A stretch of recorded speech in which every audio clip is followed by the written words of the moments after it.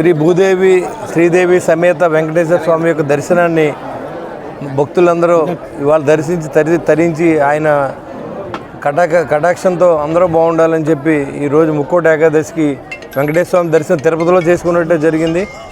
మన అందరూ కూడా మనం మీ అందరి సహకారంతో ఈ గుడి నిర్మించడం, అదేవిధంగా 3/2/2025 శనివారం సాయంత్రం 5 గంటలకు గురువారం మరి బ్రహ్మోత్సవాలని మనం ప్రారంభించుకుంటున్నాం. ఈ కార్యక్రమాన్ని అందరూ కూడా జయప్రదం చేసి స్వామివారి కృపకు పాత్రలు అవ్వాలని కోరుకుంటా ఉన్నాం.